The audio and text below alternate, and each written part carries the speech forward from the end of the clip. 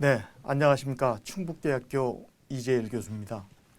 오늘은 역사로 보는 통일 한반도의 미래에 대해서 말씀드리도록 하겠습니다. 앞으로 1월 20일이면 미국 바이든 대통령이 취임할 거로 알고 있습니다. 중국은 트럼프와 바이든 중 누구를 원할 것 같습니까? 아시아, 동북아시아에 대한 경제권에 대한 패권이 관련되어 있기 때문에 그렇습니다. 또 바이든은 핵의 북한을 어떻게 다룰 것인가, 이것도 여러분들이 관심을 가졌으면 하는 생각입니다. 오늘의 목차입니다. 역사로 보는 통일 한반도의 미래, 우리 민족의 당위성, 두 번째 인도적 당위성, 세 번째로 통일 경제의 당위성에 대해서 말씀드리도록 하겠습니다. 먼저 민족적 당위성입니다.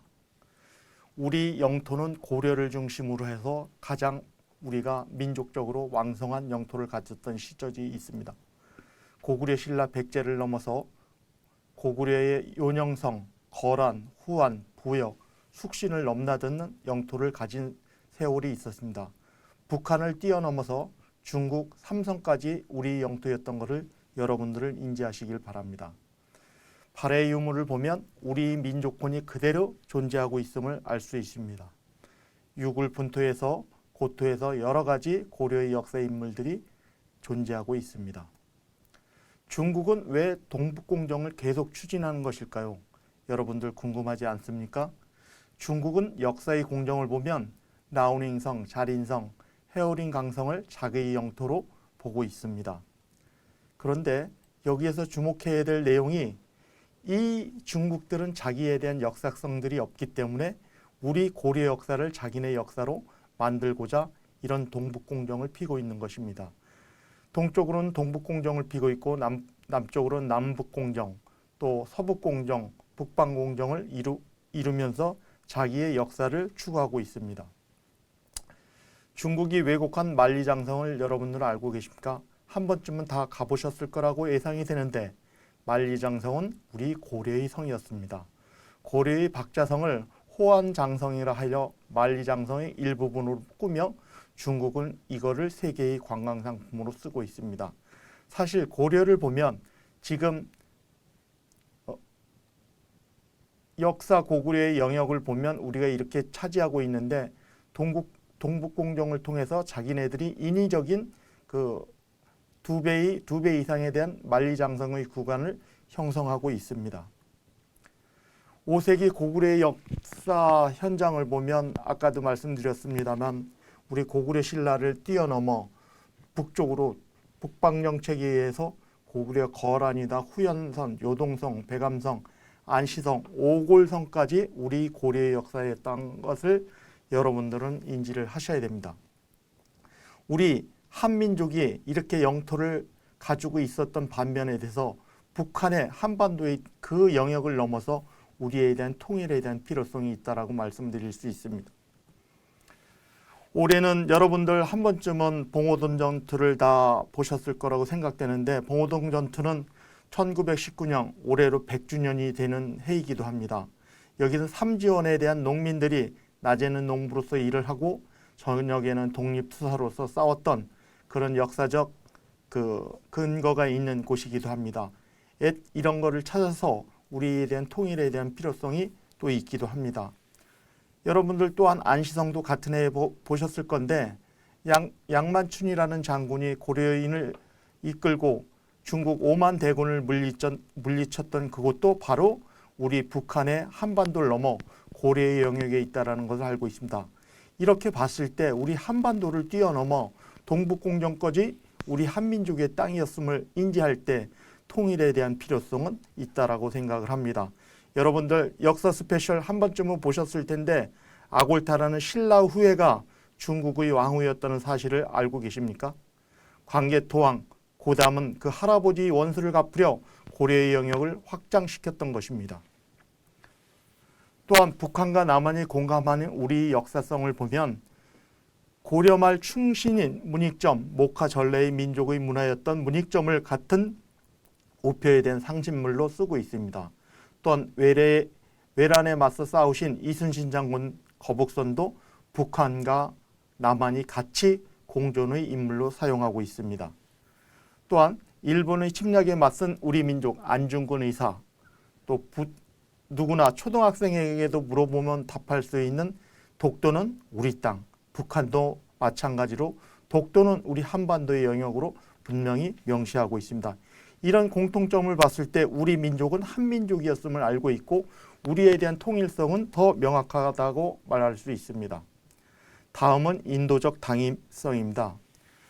여러분들 이산가족에 대한 용어를 들어보신 적이 있습니까? 제가 성장하던 시기 1980년 누가 이 사람을 모르십니까라는 KBS 방송국에서 전 4천만의 국민을 울렸던 시기가 있습니다. 하지만 지금 통일이 되지 않는 이 상황에서 남북분단의 시련이 70년을 넘어서 이산가족에 대한 애환이 계속 늘어나고 있습니다. 이산가족은 13만이 넘지만 이산가족 상봉자는 계속 5만 8천 명에 이르고 있습니다. 고령자가 되면서 계속 죽음, 사망하시는 인구가 늘어나며 이 사람들에 대한 고통은 계속 날로 늘어나고 있는 상황입니다. 이런 걸 볼 때 우리 살아있는 분들에 대한 애환을 풀기 위해서도 통일에 대한 필요성은 빨리 이루어져야 된다고 생각합니다. 연령대로 봤을 때 90세 이상인 분들이 13만 명이나 되기 때문에 빨리 우리가 적십자를 통해서 상봉이라도 이산가족 상봉이라도 계속적으로 이어갔으면 하는 생각입니다. 그리고 80세에서 90세까지 이르는 분이 24만 명인데 이런 분들이 고령화되고 있기 때문에 빨리 남북 통일에 대한 애환이 풀어졌으면 하는 생각을 가지고 있습니다. 서로가 서로를 알고 같은 핏줄을 나는 형제가 70년 동안 상봉하지 못한 사이에서 그 가슴에 엉켜있는 가슴의 뭉어리는 날로 크다고 할 수 있습니다. 이런 의미를 해석하기 위해서도 빨리 통일이 이루어져야 되지 않을까 생각을 합니다. 통일이 되어야 하는 이유들을 우리 청년들은 가끔 반문을 하는데 통일을 하지 않고 있어 분단된 상태에서 들어가는 통일 비용은 계속적으로 발생이 되지만 통일을 위한 비용은 한시적으로 됩니다. 그랬을 때 통일이 됐을 때 기후의 경제적 효과는 엄청나게 크다라고 말씀할 수 있습니다.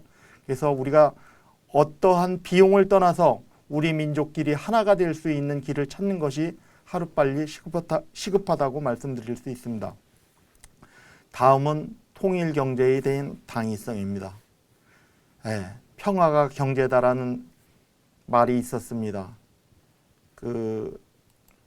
여러분들 안보는 미국에, 경제는 중국에 위탁한다는 말이 있는데 우리가 언제까지나 안보는 미국에, 경제는 중국에 의탁하고 우리 한민족이 살아야 되겠습니까? 여러분들 길 가는 할아버지, 초등학생 물어보면 한국의 아름다운 독도는 다 우리나라 땅이라고 합니다. 독도는 우리 땅이라는 노래도 있지 않습니까? 여기 일본이 시시탐탐으로 이 독도를 탐내는 이유는 뭐겠습니까? 영유권 때문에 그러겠습니까? 그렇지 않습니다. 거기에 매장되어 있는 메탄수소 때문에 그런데 이거에 대한 광물권을 차지하기 위한 쟁탈전이라고 보고 계시면 되겠습니다. 그리고 여러분들 10월 25일은 우리 독도의 날이기도 합니다. 독도는 고종 황제가 1900년 10월 25일 대한제국 칙령의 제45호의 독도를 울릉도의 부속섬으로 명시한 것을 기념하기 위해서 10월 25일을 독도의 날로 기념하고 있습니다. 북한의 지하자원을 보면 우리가 남북 통일이 되었을 경우 남북 간에 대한 지하자원의 경제적 가치는 이루 말할 수가 없습니다. 북한의 주요 광종 매장량 및 잠재적 가치를 보면 무연탄이 45억 톤, 갈탄이 160억 톤, 금이 2,000톤, 동이 290만 톤, 아연이 2,100만 톤, 철이 50만 톤, 망간이 30만 톤, 니켈이 3만 6천 톤, 석회석이 1,000억 톤 이렇게 있습니다. 이런 비용을 다 합쳤을 때 1경이 넘는 지하자원이 매장이 되어 있습니다. 이걸 남한이 가지고 있는 경제적 기술과 북한의 자원을 결합했을 때 통일에 대한 경제적 가치는 일경이 넘는 부가가치를 만들어낼 수 있다고 생각을 합니다. 여러분들 요즘 컴퓨터나 게임하실 때 쓰는 전자제품에 있어서 희토류가 들어가지 않는 곳이 없습니다. 이 고부가 핸드폰도 마찬가지고요. 고부가가치 산업에 있어서 없어서는 안 되는 것이 바로 저 희토류입니다. 그래서 저것만 개발해도 북한이 세계적으로 2위의 매장량을 가지고 있습니다. 저걸 우리가 개발해가지고 세계 산업화에 적용한다면 그야말로 남북관계는 경제력은 엄청난 파워를 가져올 거라고 예상이 됩니다. 금방 말씀드린 희토류는 여러 성향에 따라 다른데 고강도 합금이라든지 형광체, 반도체, 그 연마제, 산업적 이용이 거의 없는 데가 없습니다. 그래서 초전도체에 다 들어가는 부분이기 때문에 이런 부분에 대한 가치가 이루 말할 수 없다라고 말씀드립니다. 얼마 전에 일본이 중국한테 한번 꼬리를 내린 적이 있는데 센카쿠 열구라는 부분에서 그 중국이 희토류를 공급을 안 한다고 그래서 바로 3일 만에 억류했던 일본에 대한 어선을 풀어준 적이 있습니다. 그만큼 희토류에 대한 가치는 크다라고 말씀을 드릴 수 있습니다. 이렇게 됐을 때 통일 한국의 경제적 비용은 과연 얼마나 될까라는 걱정이 있을 수 있습니다. 그런데 2016년도에는 4.2%, 2035년에는 4.8%, 그 다음에 2060년이 돼서는 2.8%, 연평균 3.9%에 대한 GDP에 대한 통일 비용이 들어간다라고 말씀을 드릴 수 있습니다. 그런데 현 상태를 유지할 때 2076년 경우 4,822조 원에 대한 비용이 들어갑니다. 인도적 지원을 확대했을 때 65년도에는 3,100조 원, 2%로 내려앉습니다. 그래서 전면적 교류나 협력을 통해 2060년대의 통일을 목표로 했을 때 2,316조 원의 GDP에 대한 1.8%에 대한 비용이 들어간다라고 생각을 하고 있습니다. 그래서 통일 비용에 대한 추이를 쭉 보게 되면 2050년도에 334.5, 또 2060년대 339.9의 누계 한 428조 2천억이라는 통일 비용이 들어갈 거로 예상이 되고 있습니다. 통일 경제적 비용 효과입니다. 경제적 비용은 약 3,370조 원이 들어갈 것이고 시장 통합이라든지 산업진흥, 농림수산식품 분야에 140조억 원, 그 다음에 인프라 기반 시설에 291조 원, 기업 및 민간 투자 부분에 2,790조 원의 예산이 들 것입니다. 그 다음에 사회적 비용으로는 227조 원으로서 교육, 갈등 해소 지원이 한 25조 원이 소요될 것이며 보건복지 지원에 202조 원이 예상됩니다. 또 정치 안보적 비용으로 18조 원, 정치행정에 4조 원, 국방 외교 안보 분에 14조 원이 들 것이고 문화 체육 관광 분야 비용에 5조 6천억 원의 예산이 들 것으로 예상되고 있습니다. 비천도해라는 말을 들어보셨나요? 비천도해. 그 하늘을 날고 바다를 걷는다.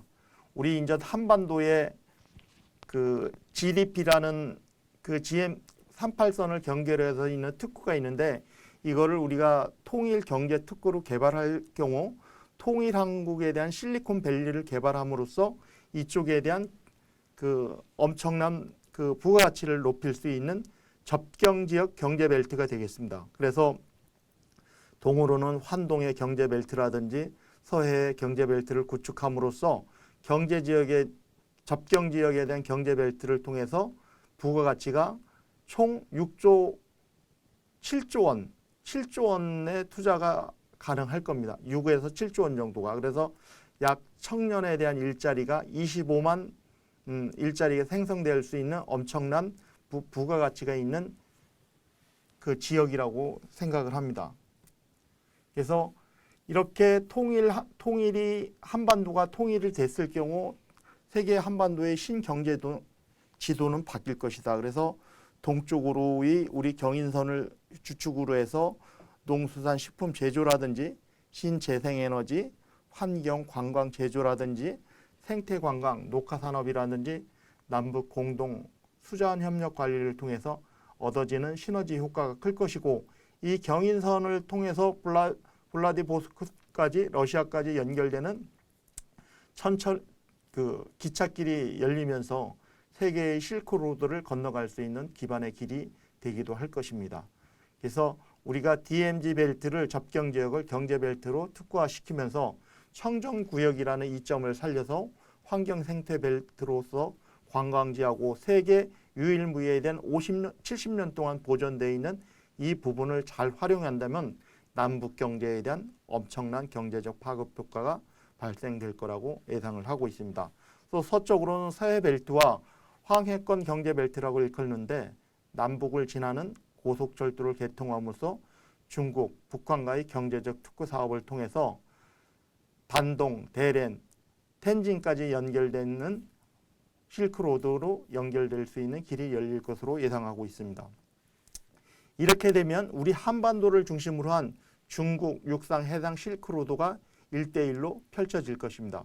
그럼 유럽으로부터 러시아, 중앙아시아를 통해서 중국, 남중국해를 통해서 한반도를 통해서 남태평양까지 연결되는 해상로드가 연결될 것이고, 또 우리 중국을 통해서 중아시아, 서아시아, 유럽을 통해서 연결되는 실크로드가 환상이 될 것입니다. 이랬을 때 21세기 해상 실크로드를 통해서 우리 한반도를 기점으로 해서 발전할 수 있는 큰 축에 대한 길이 열릴 거라고 예상을 하고 있습니다.